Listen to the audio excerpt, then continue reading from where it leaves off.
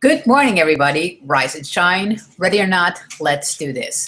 This is a ridiculously early morning webinar to start your day off right, whether you're ready for it or not. There's a little bit of mindset, a little bit of business sense, all to get your MLM, network marketing, small business, brick and mortar up and running like a well-oiled machine. Whether you're a newbie, a seasoned veteran, or somewhere in between, there's something here for you. Welcome. My name is Mina. I'm coming to you from New York City. I created this webinar series to help push myself out of my comfort zone and to share with you my experiences and what I am learning as I continue to build my business, and with the hopes that you can grow into success alongside with me. How are you doing today? Happy Friday. TGIF. Everybody loves Friday because it's the start to a wonderful weekend. And it's been a pretty busy week, a pretty eventful week, but nonetheless a great week, and I hope your week was great as well. For today's mindset moment, let me ask you a question. But before I start with the mindset moment, there's been something I've been wanting to show you for the past week, and I've just forgotten, and I've had the little trigger here, but then I just got through with the webinar and would forget to show you it. And it's this notebook here. Now, as you can see here, I created this cover for this notebook. It's a little notebook I found at the discount store that had Angry Birds, and it had like a huge big picture of Angry Birds on the cover. And I was telling a friend of mine when I went to Vegas, and that I was sharing a room with in Vegas in December, I said, no, it doesn't mean that I don't like Angry Birds. You know, I know it looks like a juvenile cover. It's just because I love the paper inside of the notebook. I'm kind of finicky about the paper, but I digress on that. But I want you to focus on the cover here. So I got this idea of I was watching somebody on YouTube who was talking about a recent haul that she had, and she showed a notebook that she had bought that she uses to put her notes in, and on the notebook it said productive. And I thought that was very powerful. In order, you have a notebook that says productive, and every time you see it, you say, okay, this is a book where I'm going to put all my productive things inside. And I thought to myself, well, what if you made it, you upped the ante a little bit more, and you created words, because words are power, that every time you saw the notebook, it instilled in you what you truly are. You are productive, you are resourceful, you are smart, you're intelligent, you are determined, and resourceful. And I thought, did I say resourceful again? Well, anyway, repeating it. And I said, okay, I'm gonna create these covers for my notebooks. So every time I look at them and I read them out loud, or I read them in my head, I'm cementing those qualities into my character. And so, there's nothing you cannot get at the 99-cent store. I love 99-cent stores, and I found most of my supplies at discount stores. And so I just took some construction paper, and I found these little letter labels, and I upped the ante a bit, and I just put down, I am creative, resourceful, productive. I am Mina G. Palakibai. So that is that is a positive affirmation or affirmation for me every time I look at this notebook, and I know that I'm creative, I'm resourceful, and I am productive. And the more I repeat that to myself, the more my brain helps me be productive and resourceful and creative. And I thought that this was just a little tidbit I wanted to share this tidbit with you. It's not that very difficult to create this cover. And if you want to know more on how I did that, leave a comment below and say, show me how you did that, and I'll create a little tutorial of how I did it. It's very simple to do this. All you need is some construction paper, some packing tape, and some of these cute little labels. You can find labels everywhere, even in Target or stationery stores or Staples, and you can create these little things. Or you can even create like frames and just put them around your home office, and things like hustle, and things like, you can put inspirational quotes and hang them around your office. So you have these things to continually inspire you and motivate you to keep working for your goal and working for your dream. So this was just something I wanted to share with you, because it's something that I can carry with me, and it serves as a constant reminder, and it just helps fuel my creative juices and keep moving forward. So that is my notebook here. Now for today's mindset moment. Let me ask you a question. What is everybody's favorite topic? I'll give you a moment to think. I'll give you 30 seconds. What is everyone's favorite topic?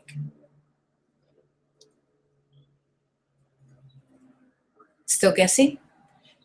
I'll give you a moment to write it below. You can just tell me everybody's favorite topic is A or B or C. What is everyone's favorite topic? Give up? Okay, here goes. Everyone's favorite topic is themselves. Everyone likes to talk about themselves. Here is C on the conversation. Everybody's trying to put in a tidbit about themselves. And usually, when you want to have great conversation, you want to practice your power of listening and try to elicit people to talk about themselves instead of you trying to talk about yourself. Yeah, I try to be mindful, and I'm getting better every time of not focusing on myself, but trying to focus on the other person. And it's fun when you are trying to have a conversation with somebody and you're trying to get the person to talk about themselves and they're trying to get you to talk about yourself.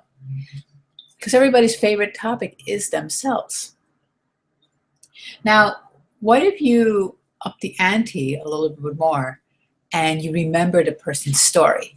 So you start a conversation with a person and you just met them for the first time and you want to hear their story. So they're telling you about their story, and what makes them tick and what makes them special and what are their passions and what they're pursuing right now. And maybe family is really important to them, or their children, or, the dreams of their children. And you're taking all that information in. Imagine how much more powerful it would be in establishing that relationship with that person when the next time you meet them, you remember their story. You remember some really special tidbit, maybe something about their passion, maybe something about their dreams, and you brought that up and you reinforced it. Imagine how much more powerful that makes the relationship with that person because you remembered their story. And that is what I want to share with you today. I'm reading John Maxwell, and I love John Maxwell. And here's a book, 25 Ways to Win with People. And one of those ways is to remember a person's story. And let me quote John Maxwell here. When you meet a person and you request their story, what you're saying to them is, you could be special. When you request their story, when you want to know what they're all about, tell me your story. There are ways when you're having a conversation at a party, tell me your story. What are you all about? I'm really interested. Let me know. And you take that and you make that effort to listen to that person's story and you see them light up. That triggers something special in that person. So when you request a person's story, you're saying to them, you could be special. When you remember a person's story, you're saying you are special. When you remind a person of his or her story, you're saying you are special to me. And when you repeat a person's story to others, says you should be special to them. Let me repeat that. When you request a person's story, you're saying you could be special. When you remember a person's story, you're saying you are special. And when you remind a person of their story, you're saying that you are special to me. And when you remember a person's story to others, you're saying you should be special to them. Now that's very powerful when you remember a person's story. So how can you request a person's story? Well, you ask, tell me your story. And when the person is telling you their story, make sure you're really listening. These days, we all tend to listen with the intent to reply. That is a saying that goes around. But what happens, imagine if we are listening with the intent to remember key tidbits of that person's story so that we can recall it at a later time and remind them of that story. Let me give you an example. I was having a conversation with a dear friend, and she was telling me about her son. Her son is, he's already a young man, and he was working for a while, and he had a girlfriend, and, he wasn't really, not going to say that he wasn't focused, but he was just focused on working. He didn't really but he had always had the dream of being a surgeon. And from his young age, there would be teachers and family members that would say to her, your son has the hands of a surgeon. He's very delicate in things that he does. He has the hands of a surgeon. You know, he could be a surgeon. And she kept that within her because she thought that was just a wonderful thing. But, you know, as her son grew and she saw that, oh, well, I don't think, you know, he wasn't ready to go into college yet. He just wanted to work and live a little, and he had his girlfriend. You know, she kept that dream in her mind. And all of a sudden, and you know, she would pray for her son and just ask God to direct him. And so then one day he decided he wanted to go back to school. He's going back to school, and he's now studying pre-med, and the thing with the girlfriend didn't work out. And so he said to his mother, no, Ma, I want to focus on my school because I want to become a doctor. I want to become a surgeon. So she was very happy about that. And she was telling me this, you know, telling me that story about how, you know, her son wants to be a surgeon and her son has the hands to be a surgeon. And so some time had passed, and there was, she was going through some hard times because her husband is ill. And so she has to care for him. And so that, you know, leads to some times of difficulty. And I decided one day I was going to call her to see how she was doing, because I don't usually call people out of the blue.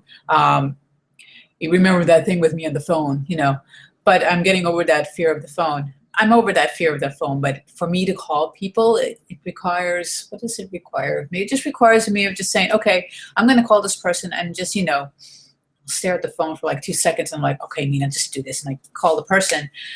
And I just called her out of the blue and see how she was doing, because I had noticed that she was a little bit anxious the last I saw her. She was just very, you know, very nervous. And I wanted to see how she was doing and see if she was okay. And we had a conversation. I wanted to see how her husband was doing, how her son was doing. And I said, well, how's your son doing? I mean, how's he doing in school? You know, I know that, you know, you had said to me that he has the hands of a surgeon, and you know, and I want to know, how's he doing in school? Is he doing really well? You know, he's studying pre-med.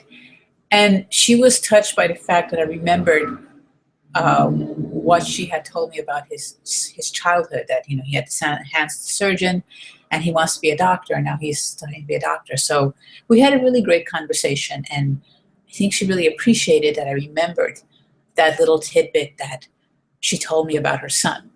So that is key to establishing a really good relationship with a person, remembering their story and focusing on them. So John Maxwell has some tips here on how you can listen intently and remember a person's story, so that you can later remind them of their story. So these are suggestions for good listening. And we can make this part of our business sense as well. Suggestions for good listening, because being a good listener is key and crucial for your business. Because if you are speaking to somebody about your opportunity, or you want them to join you, or you're thinking about well, of course you would like people to join you in your business opportunity, but you also want to do a consultation with them first to see if they are a right fit for your opportunity. And listening is a great business tip to determine whether that person is good for your business or not. So here are some suggestions, courtesy of John Maxwell, of how you can listen to a person to remember their story, request their story, remember their story, so that you can remind them their story later, or in the business sense, if you are seeing if this person is a right fit for you and your business. First of all, look at them in the eye. When you look at a person in the eye, you are showing them that you are giving them your undivided attention. You're not looking at your phone. You're not texting. You're not, you're being present. And this just brought to mind something that I read on Seth Godin's blog about being fully present in the moment. You know, he spoke about being at the Blue Note, which is a popular jazz club in New York City. And the artist who was performing was Christian McBride. And he spoke about a woman who was in the front row, right in front of Christian McBride as he was performing. And it was obvious that she just was not in it. She was not present. She was not interested, and she was being rude, because not outright loud rude, but she was yawning and she was fidgeting and she was most likely playing with her smartphone and just like pretty much showing her disinterest, which made Seth Godin think about, well, why is she here? She was probably here to please her date, but she was not fully present in the moment. It was pretty much all about her. And so, and what Seth Godin wrote in this little quick blog post said that Christian McBride was way too professional to allow that woman to bring him down. And so, well, his point was to not let people bring you down when you are doing something, when you are performing your best. And that just reminded me of, when you are listening to people, don't be distracted, be in the moment, look at them in the eye, because looking at a person in the eye shows them that you are giving him or her your undivided attention, but also you are prepared to take in that information that they are giving to you about themselves. Be attentive. Don't roll your eyes or grimace when you hear something you don't agree with. That's what John Maxwell wrote. And I imagine, going back to the example that Seth Godin spoke about at the Blue Note, this woman was probably rolling her eyes and grimacing and just not being entirely agreeable, happy person to see in the crowd. And I'm sure for artists who perform on stage, to see reactions like that can be difficult to deal with. But as Seth Godin wrote, Christian McBride was way too experienced and way too professional to deal with the actions of that woman. So be attentive when the person is talking to you. And that's another key aspect of listening. Don't interrupt. So when a person is talking, don't interrupt them. Let them say their piece. Let them talk about themselves. Let them answer the question that you posed them. Don't just say, well, what is your story? And you start interrupting them here and there and throw everything off topic. Because we all have that habit of interrupting people when they're talking, when they're in mid-sentence, and you can even throw them off. So don't interrupt. Listen intently, because you want to hear what they have to say. And there are several techniques that when they stop talking, you count to 3 or count to 5, so that you are taking in what they said so that you can respond accordingly. I think these days we are always trying to fill the void, fill the space of when in conversations, when it's because it seems uncomfortable to have a bit of silence or a little bit of a void. And so what Les Brown says, when you don't interrupt, try phrases like "go on, I see," or instead of "now that reminds me." He says, don't interrupt. Try phrases like "go on" or "I see," instead of "now that reminds me." So try to keep the conversation focused on the other person, and show that you are listening by looking at them in the eye, by being attentive and present, and not interrupting while they're speaking. And then tell the speaker what you think you heard. Begin by saying, let me see if I understand. So you can you repeat back to them what they said to you.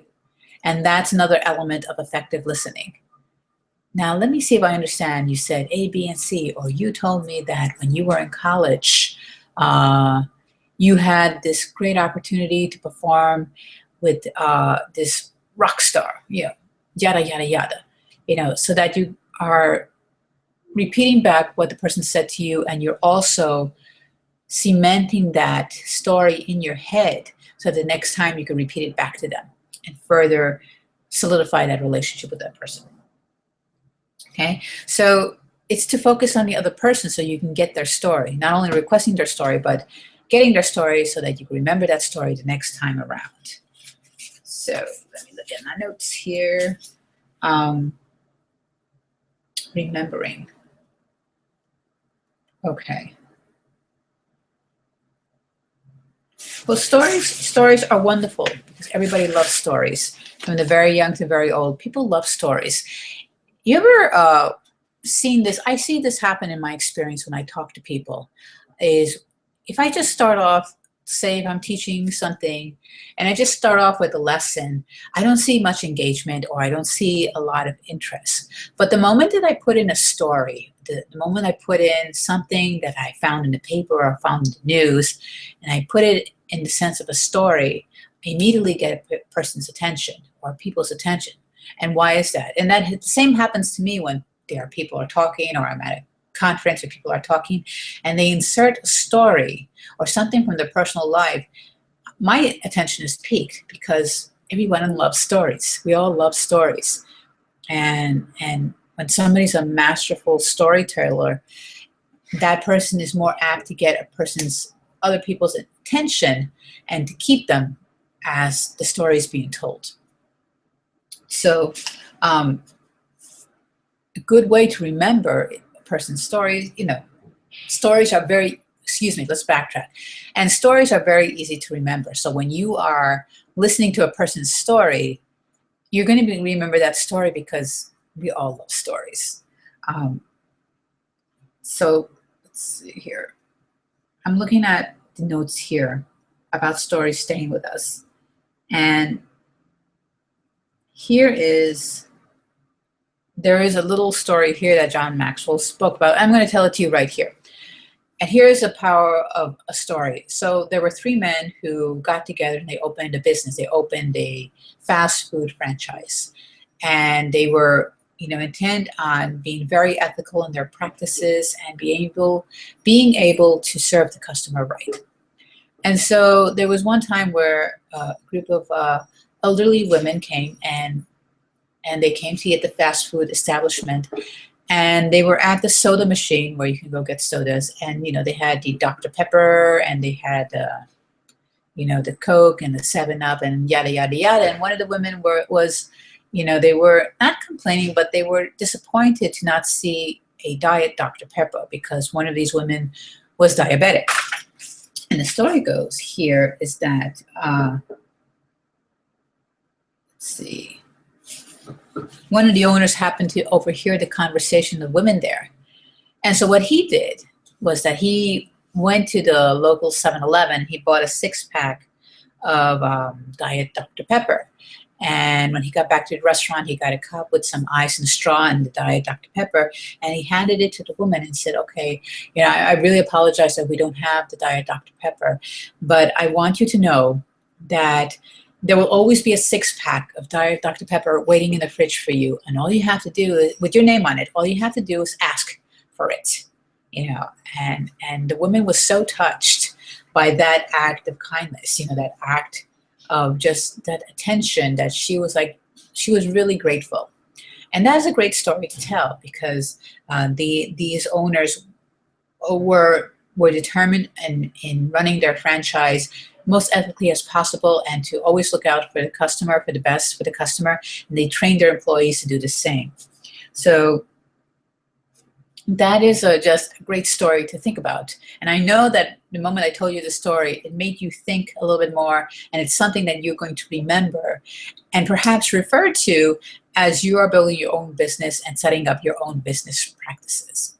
So today, I combined the mindset and business sense moment of what I've spoke to you about in remembering somebody's story and the business sense of being a very good listener. And I gave you those tips on being a very good listener. There was one more thing I wanted to share with you, and I think I just forgot it. Ha. Well, I think I forgot. Anyway, it'll probably come back to me. If it does not, I'll say it again next week. So just to recap, today's